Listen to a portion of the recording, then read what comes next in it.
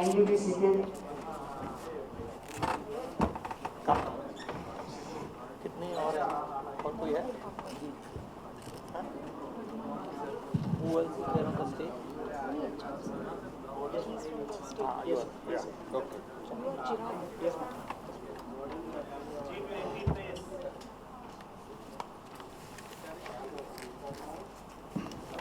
Hello and good evening to everyone. I would like to extend my warm welcome to all the media members who have gathered here today for the press conference after the successful conclusion of second meeting of G20 Chief Science Advisors Roundtable 2023. G20 Chief Science Advisors Roundtable 2023 is the flagship initiative under the SEDPA track of Indian G20 presidency led by the Office of Principal Scientific Advisor to the Government of India. The second meeting was hosted by Government of Gujarat.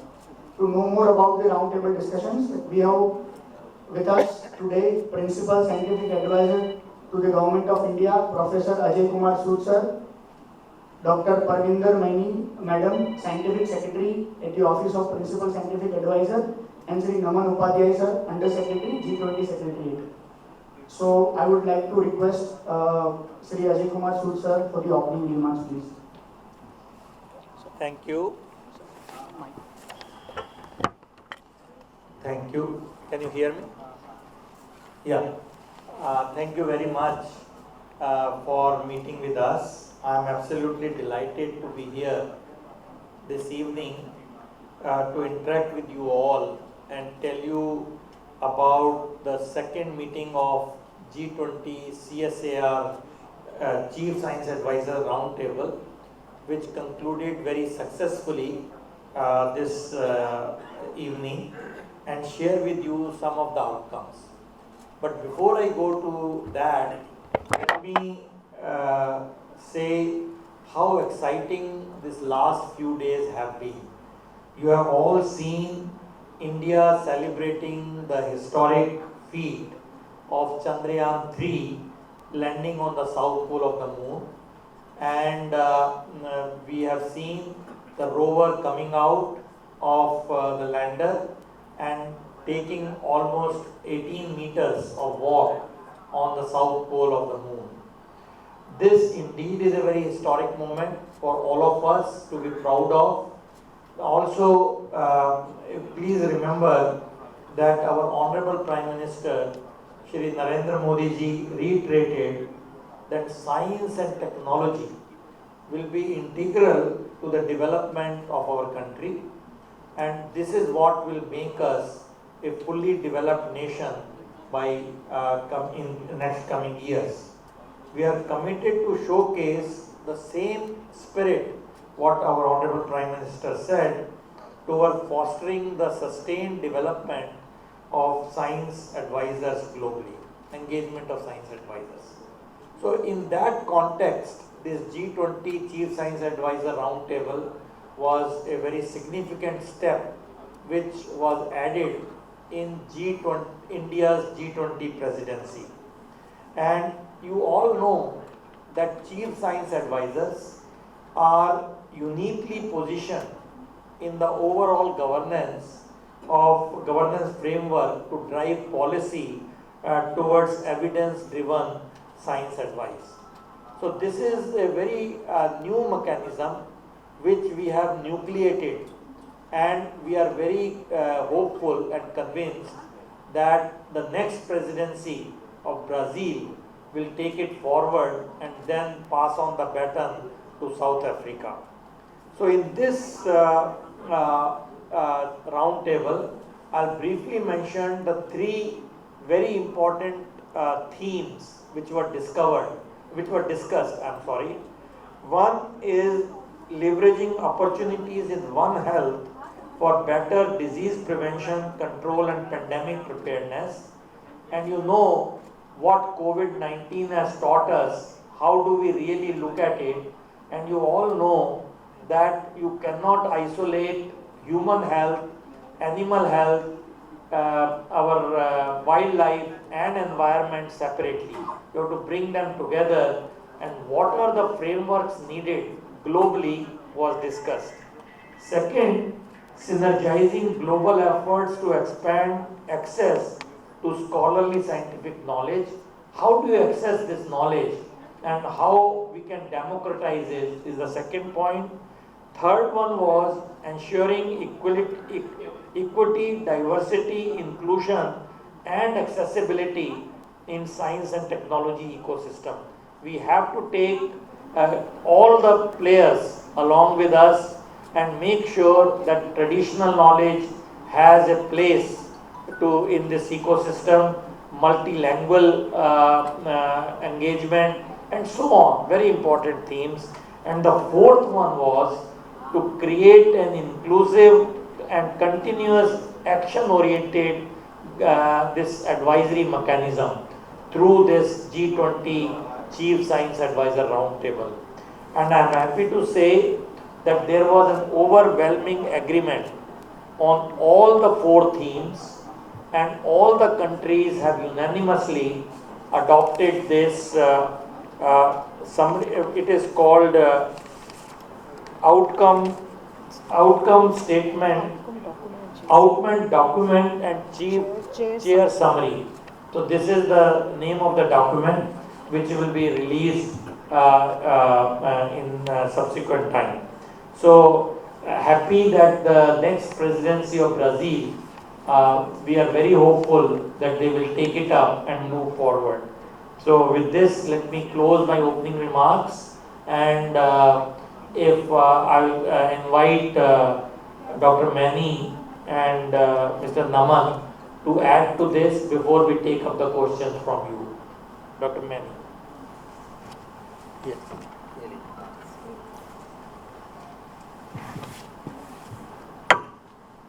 Thank you, and good evening to everyone here. Professor Sood, the Principal Scientific Advisor to Government of India, who was chairing this Chief Science Advisors Roundtable under India's G20 presidency, has actually briefed you about all the topics that we discussed during this roundtable. And they were, of course, as he has already elaborated, that the crucial role the global chief science advisors and the equivalents actually play in bridging the gap between science and policy. And as you all will also acknowledge that the G20 nations together, they are the largest scientific contribution and responsible for generating around 85% of the world's scientific knowledge. So this makes the G20 Chief Science Advisors Roundtable a befitting platform for discussing potential areas of collaboration for bringing solutions to global challenges that the world is facing today. There have been, of course, attempts by various governments to, at various multilateral organizations as well as other platforms to, create a sustainable global science advice mechanism in an inclusive and action-oriented manner. But the G20-CSAR has been introduced as a government-to-government platform, and we really have had a very successful set of meetings. And we had several meetings, including several international, intersessional meetings, several multilateral and bilateral engagements with various G20 member countries and the invitee countries to actually come to a consensus. And all the four topics, as Professor Sood has also elucidated, these four topics were well discussed and well accepted by everybody. And of course, PS has also pointed out that we have successfully had arrived at a consensus and taking out an outcome document and chair summary, which will be released very soon. And we have also passed on the baton to Brazil to take it forward. With this, of course, I hand it over back to the stage. Yeah. Thank you, madam. Thank you, sir, for your insightful remarks. Now, I would like to invite Naman Upadhyay, sir, for his remarks, please. Thank you. So, as Honorable Sir has already in detail elaborated some of the priorities and the key areas which were deliberated and discussed during the meeting, and it is very heartening to see, and it's a big achievement for India's G20 presidency that consensus has emerged on all the four important priority areas. And apart from that, I must say that it's an achievement for India because India has been a voice of Global South for long, and this is first time in India's G20 presidency that G20-CSAR has come out as a platform to discuss the science advice and come up with a kind of an institutional mechanism to discuss and collaborate and cooperate with G20 member countries, invited countries and other international organizations to deliberate on these important topics. And I must congratulate sir for his able leadership and the way he chaired all the meetings.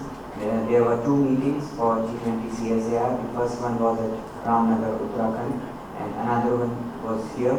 And today we have successfully completed both the meetings, and we are very much hopeful that the next presidency, which is Brazil, they will take this initiative forward, which has been first time introduced during our presidency. And then from Brazil, the another member of Troika, which is South Africa, will take it further forward. So this is our aim and objective, that this kind of G20-CSAR mechanism gets institutionalized and it can be taken forward. And really I must say it's an achievement because it's a good opportunity because first time in the Troika, like we have three developing countries, India, Brazil and then South Africa, which will provide a voice for the Global South and put forward our crucial agenda, which we look forward for upcoming presidencies. Thank you. Thank you, Naman Upadhyay sir. Now we would like to open the floor for the questions from the media. Media person can raise their hands. The names and organization name, please. Yes, please. This side.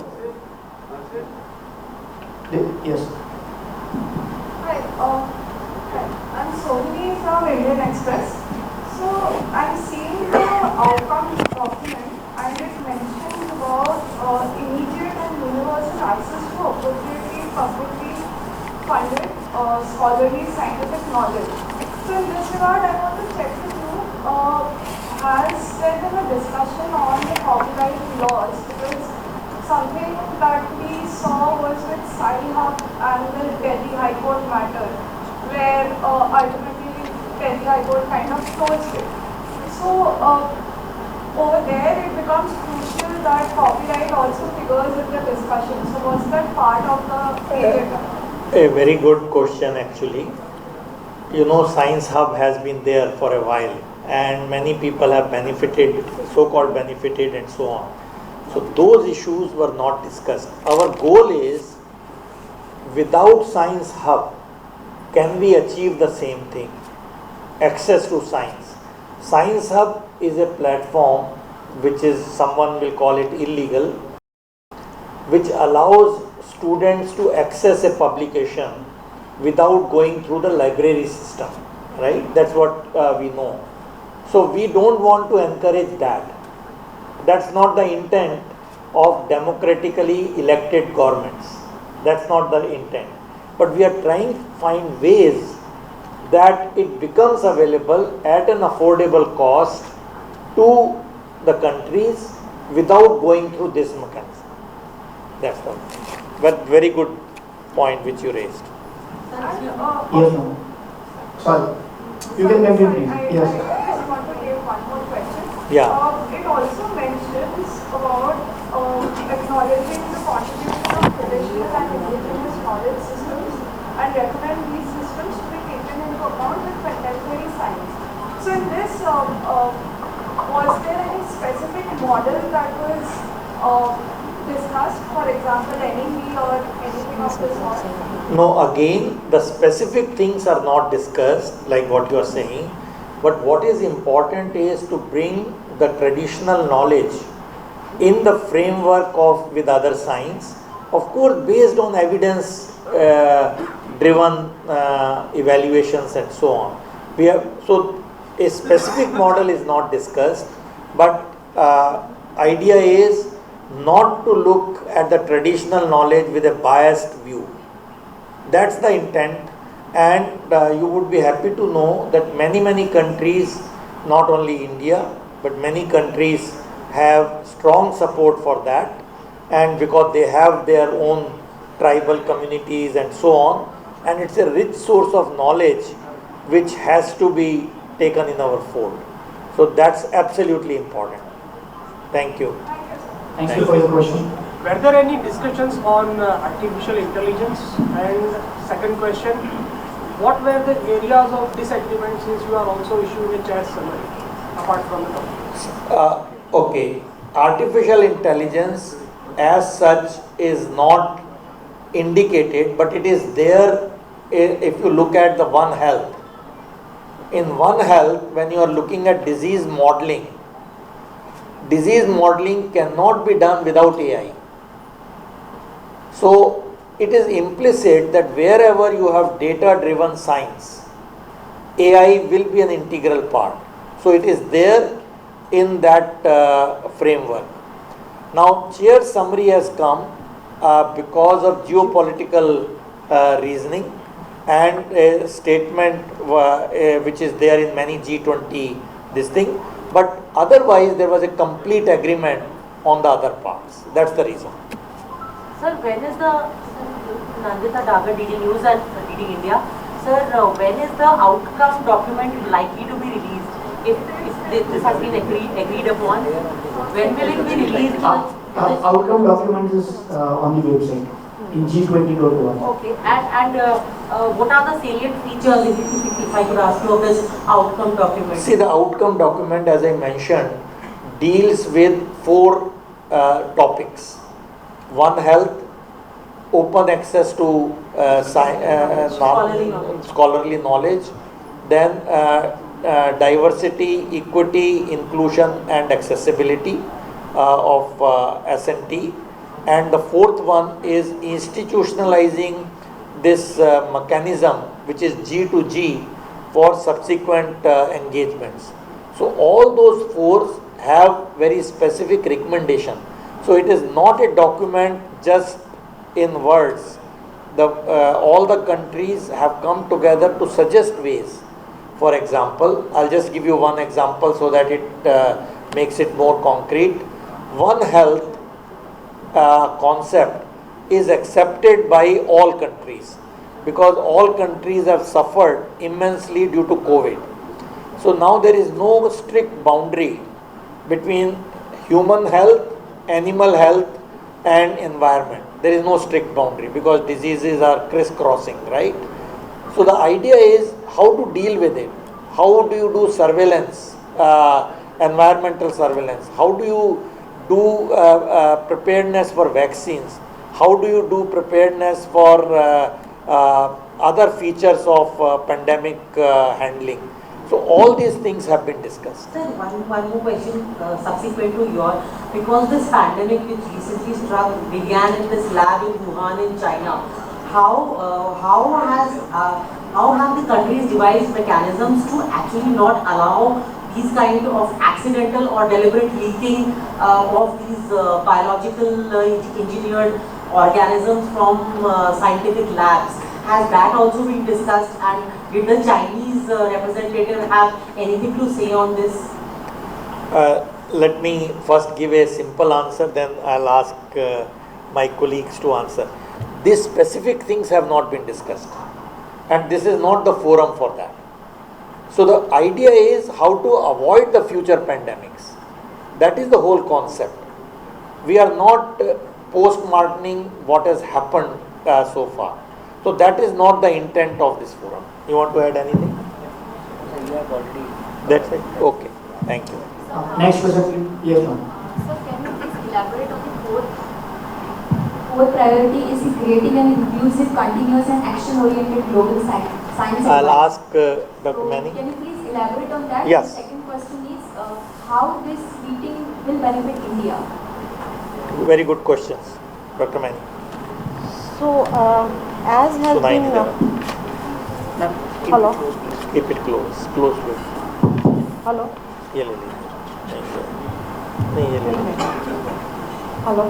Yeah, as had been elaborated right in the beginning, this is the Chief Science Advisors Roundtable is going to take up contemporary issues which are global challenges that we have and discuss it, because the chief science advisors are embedded in the highest level of governance, and they actually advise the highest level. So the main aim of this platform that we have created, the round table that we have created, is actually to make a framework. So under this framework, in this our presidency, we have chosen 3 topics which Sir have just elaborated. That is the One Health, the open access, and the third one is diversity. And the 4th agenda point is basically for that if this thing is taken forward to the next presidency, creating. So we have initiated it in our presidency, and it has to be taken forward. So that is what this agenda point is trying to tell. The 4th one, the creating an action. And whatever we decide here, whatever we discuss here under One Health or scholarly knowledge, or also in the diversity, how it can be converted into action. And that is why the word comes action oriented.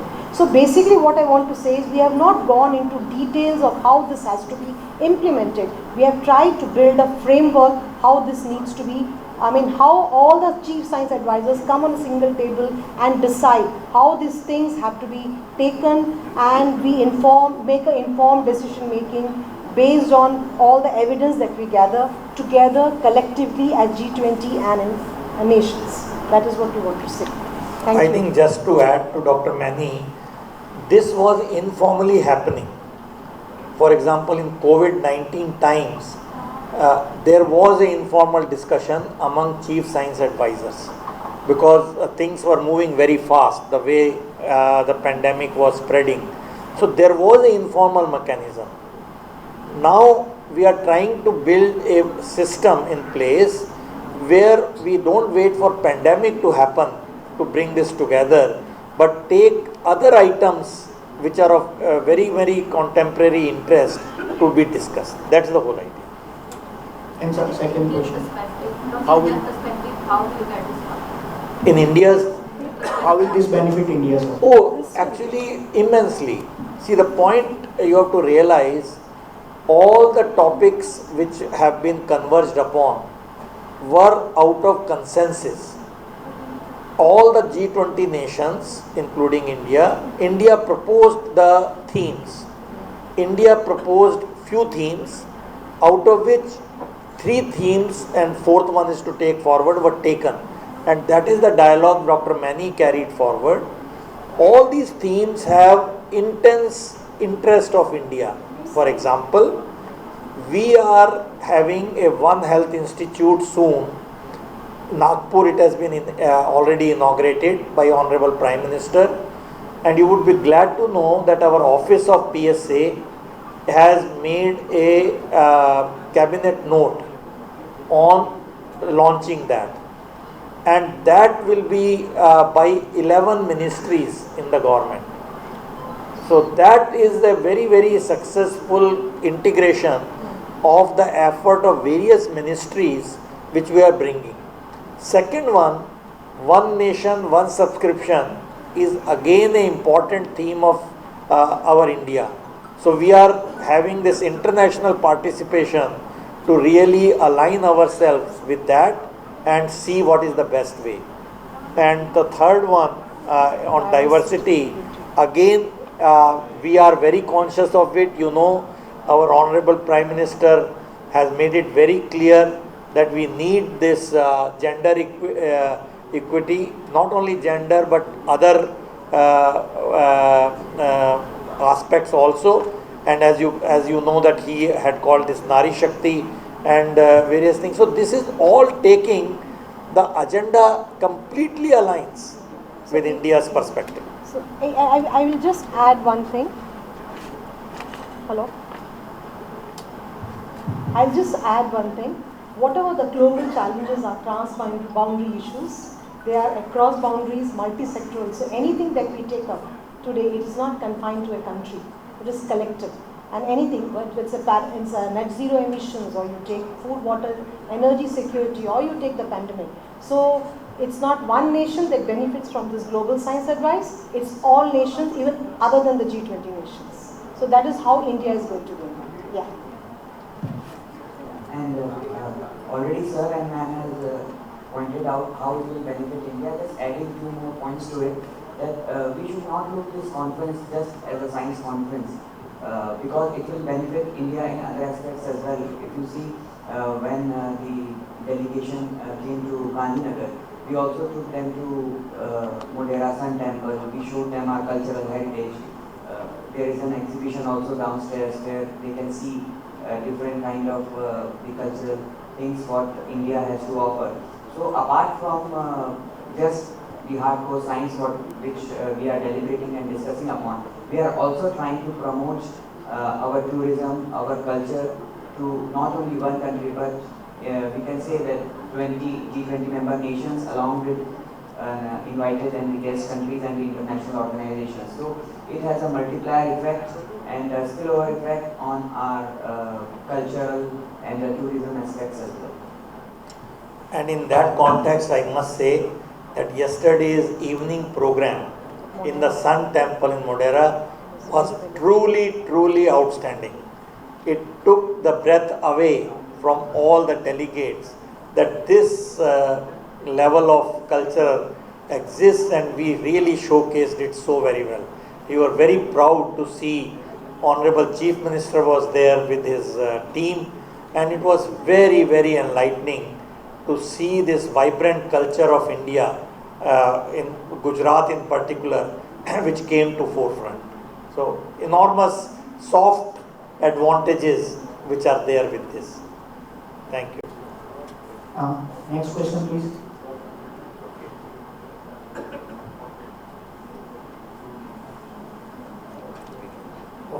Yes. Thank you, Professor Sood, Dr. Maini, and Upadhyay sir, for sharing valuable insights into the goals and objectives of the G20-CSAR meeting. G20-CSAR platform will pave way for the creating a mechanism for inclusive and action-oriented global science value. And I would like to thank the media members for coming today and providing support to us. And I would like to request media persons to join for the high tea outside this hall. Thank you. Thank you. Thank you very much. Thank you. Thank you for coming. शुरू करें? Yes, sir, please. देखिए, ये जो आज G20 chief science adviser round table हुआ, जिसमें G20 countries जो और इनवाइटेड कंट्रीज़ थे उन्होंने पार्ट लिया, और यूनेस्को और WHO ने भी पार्ट लिया। ये एक नया प्लेटफॉर्म है जो हमारे भारत की प्रेसिडेंसी में आया है, फर्स्ट टाइम, और ये पहले कहीं नहीं था। इसका हमारा उद्देश्य ये है कि जो हमारे कॉमन इश्यूज़ हैं वर्ल्ड में, जो बहुत ही इम्पॉर्टेंट हैं। आपको पता है कि अभी ऐसा समय है जिसमें हमें डील करना है क्लाइमेट चेंज को लेकर, हमारी हेल्थ को लेकर, और जितने भी इशू हैं साइंस एक्सेस को लेकर, उन सब को लेकर हम कैसे एक दूसरे के साथ कंधे से कंधा मिलाकर चलें, जिसमें हर नेशन का फ़ायदा हो, हमारा फ़ायदा हो और सबका फ़ायदा हो, सारी मानव जाति का फ़ायदा हो। तो ये हमारा उद्देश्य है इस G20 की प्रेसिडेंसी में इस सारी चीज़ों को लेकर आने का। तो ये इसमें हमने 3 चीज़ें बहुत महत्वपूर्ण थी डिस्कस किया। एक, जो वन हेल्थ का मतलब है कि आप ह्यूमन हेल्थ, एनिमल हेल्थ और आपकी जो वाइल्ड लाइफ है और एनवायरनमेंट है, आप सबको मिला के प्रोग्राम बनाइए, क्योंकि आजकल जो बीमारियां हैं वो एक दूसरे से बिल्कुल आती जाती रहती हैं। आपको पता है जैसे कोविड का हुआ, एक डिफरेंट सेक्टर से आती हैं। तो इसमें हमें क्या करना चाहिए, कैसी सर्वेलेंस होगी, कैसे हम इसको बनाएंगे, कैसे डिजीज़ को समझेंगे, ये सब चीज़ें बहुत ज़्यादा ज़रूरी हैं, जिसमें भारत का तो काम बहुत हो रहा है, और उसके साथ साथ बाकी कंट्रीज़ क्या कर रहे हैं हमने ये जाना इस मीटिंग में। सेकंड था कि जो हमारी साइंटिफिक नॉलेज है, जो ज्ञान है, इसको हम कैसे हर तक पहुंचाएं, कैसे चाहिए कि हर कंट्रीज़ के लोगों को ये विज्ञान और तकनीकी जो भी प्रोग्रेस हो रही हैं, जो भी हमारी ब्रेक थ्रूज हो रहे हैं, उनको पहुंचाया जाए, क्या मैकेनिज़म्स हो सकते हैं वो डिस्कस किया। और थर्ड था कि जो अभी काफ़ी अंतर है, डाइवर्सिटी को हम कैसे लाएं। कई तरह की डाइवर्सिटीज़ हैं। जेंडर डाइवर्सिटी को आप कीजिए, आप ये देखिए कि जो हमारी ट्रेडिशनल नॉलेज है उसे कैसे लाएं, जो हमारे ट्राइबल लोग हैं उनको आप कैसे लाएं, और इक्विटी कैसे सबको मिलकर साइंस और टेक्नोलॉजी का लाभ हो, ये भी बहुत ज़रूरी था। और ये जो हमने डिस्कस किया। और चौथी सबसे बड़ी बात ये है कि इसको लेकर हम आगे कैसे बढ़ें। ये जो मैकेनिज़्म हमने एस्टेब्लिश किया है, हर G20 में ये कैसे जाए, तो ये भी एक बहुत महत्वपूर्ण मुद्दा था जिसमें पूरी सहमति है कि इसको लेकर हमें आगे बढ़ना है। Thank you very much. हो गया? Yes, sir. Yes, sir.